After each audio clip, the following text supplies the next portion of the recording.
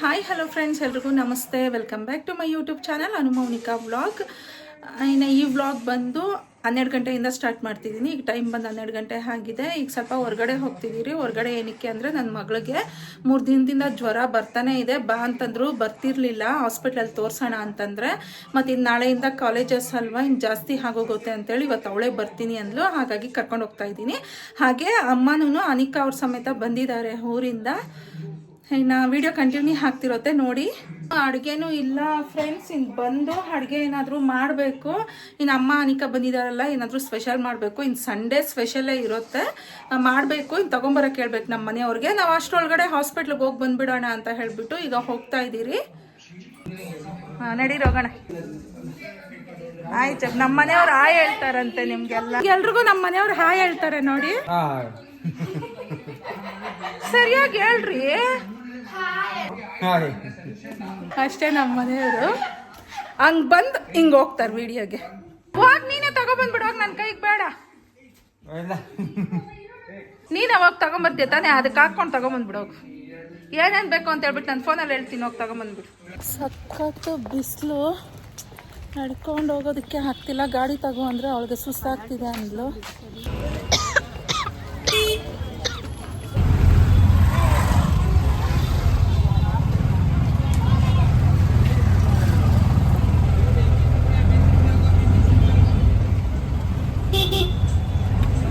ಇಟ್ಟಿದ್ದೀನಿ.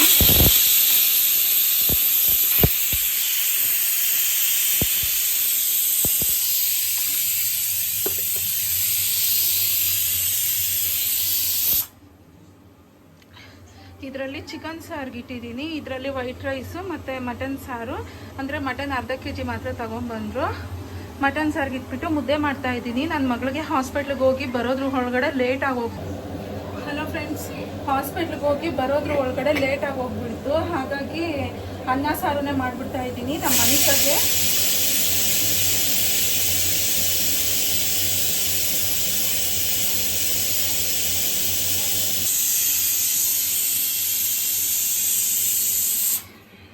ನಮ್ಮ ಮನಿಕಾಗೆ ಬಿರಿಯಾನಿ ಅಂದರೆ ಇಷ್ಟ. ರಾತ್ರಿಗೆ ಮಾಡ್ಕೊಡೋಣ ಅಂತ ಹೇಳ್ಬಿಟ್ಟು ಸ್ವಲ್ಪ ಚಿಕನ್ ತೆಗೆದು ಫ್ರಿಜ್ಜಲ್ಲಿ ಇಟ್ಟಿದ್ದೀನಿ. ಈಗ ಸಾರೇ ಮಾಡಿಬಿಡ್ತಿದ್ದೆ. ಟೈಮು 2 ಗಂಟೆ ಆಗೋಗ್ಬಿಟ್ಟಿತ್ತು. ಎಲ್ಲರೂ ಹೊಟ್ಟೆ ಹಸಿಕೊಂಡಿದ್ರು. ಹಾಸ್ಪಿಟ್ಲಲ್ಲಿ ಒಂದು ಸ್ವಲ್ಪ ಲೇಟ್ ಆಗೋಗ್ಬಿಡ್ತು, ಜನ ಜಾಸ್ತಿ ಇದ್ದರು. ಹಾಗಾಗಿ ಇವಾಗ ಬರೀ ಮುದ್ದೆ ಸಾರು ಇವು ಮಾತ್ರನೇ ಮಾಡ್ತಾ ಇದ್ದೀನಿ.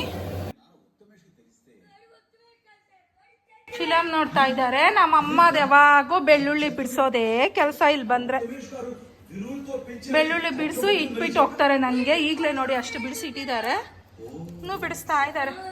ಆ ಸಿಪ್ಪೆನೆಲ್ಲ ತೆಗೆದು ಇಟ್ಬಿಟ್ಟಿದ್ದಾರೆ ಅಂತಂದರೆ. ಬಿಸಿಲಂತೂ ಹೊರಗಡೆ ಸಖತ್ತು ಬಿಸಿಲಿದೆ ಫ್ರೆಂಡ್ಸ್. ನೋಡಿ ಹೆಂಗೆ ಮಲಗಿದಾನ.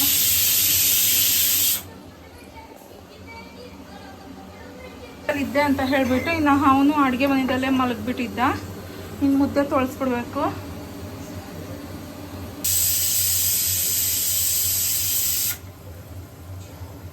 ನಾನಂತೂ ಮುದ್ದೆನ ಹೀಗೆ ಮಾಡೋದು, ಕೆಳಗಡೆ ಇಟ್ಕೊಂಡು ಮುದ್ದೆ ಕಲಿಸ್ಕೊಂಡಿರೋದಿಲ್ಲ. ಆಲ್ರೆಡಿ ಹಿಟ್ಟಾಕಿದಾಗೆ ಒಂದು ಸ್ವಲ್ಪ ಕಲಿಸ್ಬಿಟ್ಟಿರ್ತೀನಿ ನೀಟಾಗಿ. ಆಮೇಲೆ ಈ ರೀತಿ ಮಾಡಿಕೊಂಡು ಉಂಡೆ ಮಾಡಿ ಹಾಕೊಂಡ್ಬಿಡ್ತೀನಿ ಹಾಟ್ ಬಾಕ್ಸ್ಗೆ.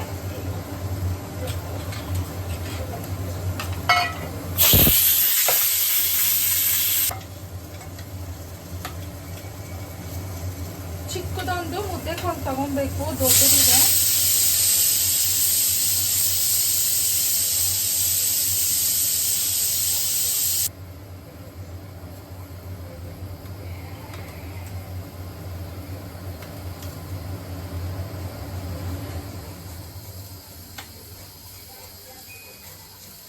ರೈಸ್ ಇತ್ತು ರಾತ್ರಿದು, ಆ ಅನ್ನನೇ ಹಾಕ್ಬಿಟ್ಟು ಈ ರೀತಿ ಮುದ್ದೆ ಮಾಡಿಬಿಟ್ಟೆ. ನೋಡಿ, ಅನ್ನ ಹಾಕಿ ಮಾಡಿರೋದು ಮುದ್ದೆ ಮೆತ್ತಗೆ ಚೆನ್ನಾಗಿರುತ್ತೆ. ನಮ್ಮ ಮೈದಲ್ಲಿ ಗಟ್ಟಿ ಇದ್ರೆ ತಿನ್ನೋದಿಲ್ಲ.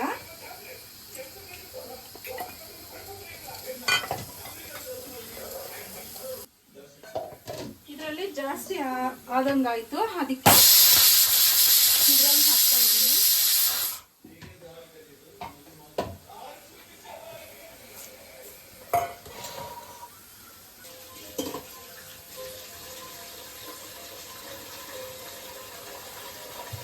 ನೋಡಿದ್ರಲ್ಲ, ಮುದ್ದೆ ಈ ರೀತಿ ಮಾಡಿದ್ದೀನಿ.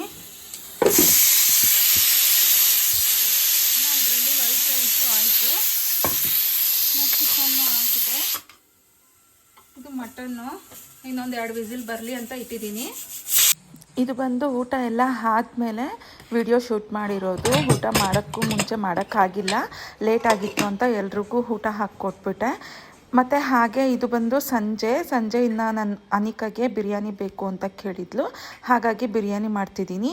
ಈ ವ್ಲಾಗ್ ಬಂದು 10 ಡೇಸ್ ಬ್ಯಾಕ್ದು, ಏನು ಅಂದ್ಕೊಬೇಡಿ. ನಾನು 2 ಡೇಸಿಂದ ಊರಲ್ಲಿ ಇಲ್ಲ, ಹೊರಗಡೆ ಬಂದಿದ್ದೀನಿ. ಹೊರಗಡೆ ಅಂತಂದರೆ ನಮ್ಮ ಅತ್ತೆಯವರು ಊರ ಕಡೆ ಒಂದು ಸ್ವಲ್ಪ ಕೆಲಸ ಇದ್ದರೆ ಬಂದಿದ್ದೆ, ಹಾಗಾಗಿ ವಿಡಿಯೋ ಇಡೋದಕ್ಕಾಗಿಲ್ಲ. ಅಲ್ಲೇ ವಿಡಿಯೋ ಪೋಸ್ಟ್ ಮಾಡೋಣ ಅಂತಂದರೆ ಅದು ನೆಟ್ವರ್ಕ್ ಇಲ್ದಿರ ವಿಡಿಯೋ ಅಪ್ಲೋಡ್ ಆಗ್ತಾನೇ ಇತ್ತು, ತುಂಬ ಟೈಮ್ ತೋರಿಸ್ತಾ ಇತ್ತು, ಲಾಸ್ಟ್ಗೂ ಆಗಿಲ್ಲ. ಹಾಗಾಗಿ ಇವಾಗ ಈ ವಿಡಿಯೋನ ಇಡ್ತಾ ಇದ್ದೀನಿ. ನಾಳೆಯಿಂದ ಫ್ರೆಶ್ ವಿಡಿಯೋನೇ ಅಪ್ಲೋಡ್ ಮಾಡ್ತೀನಿ. ಈ ಒಂದು ವಿಡಿಯೋನ ಅಡ್ಜಸ್ಟ್ ಮಾಡ್ಕೊಳ್ಳಿ. ಇನ್ನು ಬಿರಿಯಾನಿಗೆ ಮಾಡ್ತಿದ್ದೆ, ಅವಳು ಕೇಳಿದ್ಲಲ್ವ ಅಂತ ಹೇಳಿಬಿಟ್ಟು ಬಿರಿಯಾನಿ ಮಾಡ್ತಿದ್ದೀನಿ. ನನ್ನ ಮಗಳು ಆದರೆ ನಾನ್ ವೆಜ್ಜು ತಿನ್ನಲಿಲ್ಲ. ಇಲ್ಲಿ ಬಂದು ನಮ್ಮ ಮನೆಯವರು ಕೈ ತೊಳ್ಕೊತಾ ಇದ್ದಾರೆ. ಅದು ಫ್ರಿಜ್ಗೇನೋ ಟಚ್ ಆಗಿ ಫ್ರಿಜ್ ಸ್ವಲ್ಪ ಶೇಕ್ ಆಯಿತು. ಅವ್ರಿಗೆ ಬಿರಿಯಾನಿ ಮಾಡ್ತೀನಿ ಮತ್ತು ತಿನ್ರಂತೆ ಇರಿ ಅಂತಂದರೆ ಬೇಡ, ನನಗೆ ಮುದ್ದೆ ಸಾರೇ ಹಾಕು ಅಂತೇಳಿ ಮಟನ್ ಸಾರು ಮುದ್ದೆ ತಿಂದರು. ನಮ್ಮ ಮನೆಯವರು ಆದಷ್ಟು ಮುದ್ದೆ ತಿನ್ನೋದಕ್ಕೆ ಇಷ್ಟಪಡ್ತಾರೆ, ಈ ಬಿರಿಯಾನಿ ಇವೆಲ್ಲ ಅಷ್ಟೊಂದು ಇಷ್ಟ ಆಗೋದಿಲ್ಲ. ಇನ್ನು ನಾನು ಮಾಡಿದ್ದೀನಿ ಅಂತಂದರೆ ಇನ್ನು ಮುದ್ದೆ ಏನು ಇಲ್ಲ ಅಂತಂದರೆ ಮಾತ್ರ ತಿನ್ನೋದಕ್ಕೆ ಹೋಗ್ತಾರೆ ಹೊತ್ತು, ಇಷ್ಟಪಟ್ಟು ತಿನ್ನೋದು ಅಂತಂದರೆ ಮುದ್ದೆನೇ. ಇನ್ನು ಬಿರಿಯಾನಿ ನಾನು ಆಲ್ರೆಡಿ ತುಂಬ ವೀಡಿಯೋಸಲ್ಲಿ ತೋರಿಸಿದ್ದೆ, ಹಾಗಾಗಿ ಇವಾಗೇನು ರೆಸಿಪಿನೇನು ತೋರಿಸಿಲ್ಲ, ಹಾಗೆ ಬೇಗನೂ ಮಾಡಿಬಿಟ್ಟೆ. ಈಗ ನೋಡಿ ಚಿಕನ್ ಬಿರಿಯಾನಿ ಆಗಿದೆ. ನನ್ನ ಮಗಳಿಗೆ ಈ ಕಲರ್ ಇದ್ರೇ ಇಷ್ಟ, ಹಾಗಾಗಿ ಒಂದು ಸ್ವಲ್ಪ ಫುಡ್ ಕಲರ್ನೂ ಹಾಕಿದೆ ಇದಕ್ಕೆ. ಇನ್ನು ಬಿರಿಯಾನಿ ಎಲ್ಲ ಆದಮೇಲೆ ಬಿಸಿ ಬಿಸಿಯಾಗಿ ತಿಂದ್ರೇ ಚೆನ್ನಾಗಿರುತ್ತೆ, ಟೇಸ್ಟಿಯಾಗೂ ಇರುತ್ತೆ ಅಂತ ಹೇಳಿ ಎಲ್ರಿಗೂ ಬಡಿಸ್ಬಿಡ್ತಿದ್ದೆ. ರಾತ್ರಿ ಏನೋ ಅಡುಗೆ ಸ್ವಲ್ಪ ಬೇಗನೆ ಮಾಡಿದೆ, ಮಧ್ಯಾಹ್ನ ಮಾತ್ರ ಲೇಟ್ ಆಯಿತು. ಇನ್ನು ಹೀಗೆ ತಿಂದು ಬನ್ನಿ ಅಂತಂದರೆ ನಾವು ಆಮೇಲೆ ತಿಂತೀನಿ ಅಂತಂತಿದ್ರು, ಅದಕ್ಕೆ ಬೈತಿದ್ದೆ. 8 ಗಂಟೆ ಆಗಿದೆ, ಸ್ವಲ್ಪ ಲೇಟಾಗೇ ಮಾಡಿದೆ ಬಿಸಿ ಬಿಸಿಯಾಗಿ ತಿನ್ನಲಿ ಅಂತ. ಇನ್ನು ಇವಾಗೂ ತಿಂದಿಲ್ಲ ಅಂತಂದರೆ ಹೇಗೆ ಅಂತ ಬೈತಿದ್ದೆ. ಯಾಕಂದರೆ ನಾನ್ ವೆಜ್ ತಿಂದಮೇಲೆ ನಾವು 1-2 ಅವರ್ ಬಿಟ್ಟು ಒಂದು ಸ್ವಲ್ಪ ವಾಕಿಂಗ್ ಮಾಡಿ ಆಮೇಲೆ ಮಲಗಬೇಕು. ಹಾಗೆ ತಿಂದ್ಬಿಟ್ಟು ಮಲಗಿದ್ದೀರಿ ಅಂತಂದರೆ, ಅದರಲ್ಲೂ ಮಟನ್ ತಿಂದರೆ ಅಂತೂ ನಾವು ಒಂದು 1/2 ಅವರೇ ವಾಕಿಂಗ್ ಮಾಡಬೇಕು. ತಿಂದಿದ್ದು ಆದಮೇಲೆ ತಿಂದ ತಕ್ಷಣ ಕುತ್ಕೊಂಡು ಟಿ ವಿ ನೋಡ್ಕೊಂಡಿದ್ದು ಹಾಗೆ ಮಲಗಿದ್ದೀರಿ ಅಂತಂದರೆ ಜೀರ್ಣ ಆಗೋದು, ಹೆಲ್ತ್ ಇಶ್ಯೂಸು ಬರುತ್ತೆ ಅಂತ ಅಂತಾರೆ. ಹಾಗಾಗಿ ನಾನ್ ವೆಜ್ ಮಾಡಿದ್ದಿನ ಆದರೂ ಬೇಗ ತಿನ್ನಿ ಅಂತ ಹೇಳಿಬಿಟ್ಟು ಬಡಿಸ್ತಾ ಇದ್ದೆ ಅವ್ರನ್ನೆಲ್ಲ ಕರೆದ್ಬಿಟ್ಟು. ಗ್ರೇವಿ ಅಂತಂದರೆ ಮಧ್ಯಾಹ್ನದ್ದೇ ಮಟನ್ ಸಾರು ಚಿಕನ್ ಸಾರು ಇತ್ತು, ಫ್ರೈ ಏನು ಮಾಡೋದಕ್ಕೆ ಹೋಗಿಲ್ಲ. ಚಿಕನ್ ಫ್ರೈ ಕೇಳಿದ್ಲು ನನ್ನ ಮಗಳು, ನಾನು ಮಧ್ಯಾಹ್ನನೇ ಹೇಳಿಬಿಟ್ಟಿದ್ದೆ. ಅವಳು ತಿನ್ನೋದಿಲ್ಲ, ಪೀಸ್ ಸಮೇತ ತಿನ್ನೋದಿಲ್ಲ, ಗೊಜ್ಜಲ್ಲಿ ಮಾತ್ರ ಒಂದು ಸ್ವಲ್ಪ ಅನ್ನ ಮಿಕ್ಸ್ ಮಾಡಿಕೊಂಡು ತಿನ್ನೋದು. ಇನ್ನು ಅವಳು ಒಬ್ಳಿಗೆ ಮಾಡಬೇಕು, ಹಾಗಾಗಿ ಮಧ್ಯಾಹ್ನನೇ ಸಾರು ಮಾಡಿದ್ದೀನಿ. ಅದನ್ನೇ ಸ್ವಲ್ಪ ಕುದಿಸಿದ ಆದಮೇಲೆ ಅದನ್ನೇ ತಿನ್ಕೊಳ್ಳಿ, ಸ್ವಲ್ಪ ಗಟ್ಟಿ ಆಗುತ್ತೆ ಅಂತಂದೆ. ಈಗ ನೋಡಿ ಎಲ್ರಿಗೂ ಬಡಿಸಿದ್ದೀನಿ. ಆ ಪೀಸ್ ಇಲ್ದಿರ ಇರೋದು ನನ್ನ ಮಗಳಿಗೆ, ಅವಳಂತೂ ತಿನ್ನೋದೇ ಇಲ್ಲ, ಪೀಸ್ ಒಂದು ತಿನ್ನಲ್ಲ. ಕಬಾಬ್ ಆದರೆ 1-2 ತಿನ್ಕೊತಾಳೆ ಅಷ್ಟೇ. ಇನ್ನು ನೈಟ್ ಡಿನ್ನರ್ಗೆ ಬಿರಿಯಾನಿ ಬಿಸಿ ಬಿಸಿಯಾಗಿ ತಟ್ಟೆದಲ್ಲಿ ಹಾಕಿ ಅದಕ್ಕೆ ಸೈಡ್ ಡಿಶ್ ಆಗಿ ಈರುಳ್ಳಿನೂ ಸೌತೆಕಾಯಿನ ಇಟ್ಬಿಟ್ಟೆ.